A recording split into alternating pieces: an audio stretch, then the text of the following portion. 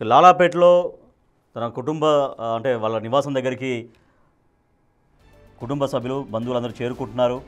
But అక్కడ కొంచెం ఇరుకుగా ఉండడంతో ఆ సమీపంలో ఇప్పుడు ఆ ఇంటికి మనం లైవ్లో చూసినటువంటి సొంత నివాసానికి సంబంధించి కొద్ది దగ్గరలో ఉన్నటువంటి గ్రౌండ్లో ప్రస్తుతం అయితే పార్థివ దేహాన్ని ఉంచారు.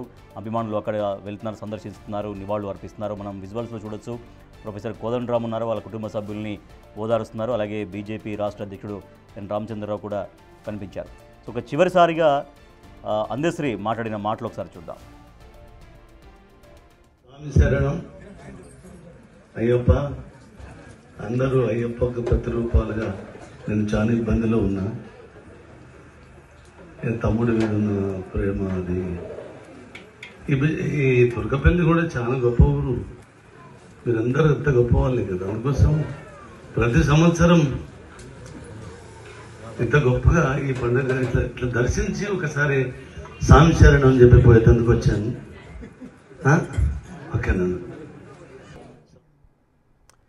సామాజిక సమస్యలను కవితాత్మకంగా చూపాలన్న సంకల్పం ఆయన్ని ప్రజాకవిగా మార్చింది. నదీ గమనం ఆయన మనసును మార్చింది.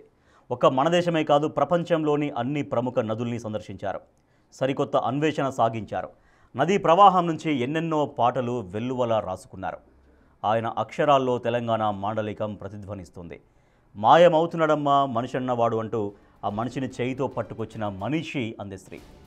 గలగల గజ్జెల బండి అంటూ పల్లె ప్రకృతి సౌందర్యాన్ని ప్రతిబింపజేసిన, స్వగ్రామంపై భావోద్వేగంతో పల్లె నీకు వందనాలమ్మో అని రాసిన, బాల్యంలోనే దూరమైన తల్లిని స్మరించుకుంటూ మాతృ ప్రేమను వర్ణించేలా చూడా చక్కని తల్లి చుక్కల్లో జాబిల్లి అని పాట రాసిన ఆయన గుండె లోతుల్లోంచి వచ్చిన పదాలే అవి. జనజాతరలో మన గీతం అంటూ రాసి తెలంగాణ ఉద్యమ స్ఫూర్తిని రగిలించారు. కొమ్మ చెక్కితే బొమ్మరా, కొలిచి మొక్కితే అమ్మరా అంటూ పల్లెటూరి మనస్తత్వాల్ని కళ్లకు కట్టారు.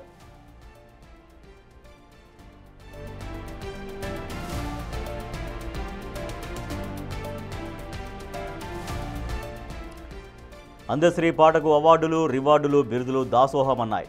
ఆయన మాట పాట విద్యార్థులకు పాఠాలయ్యాయి. ఎంత ఎత్తు ఎదిగినా ఒదిగి ఉండే నిగర్వి అందశ్రీ.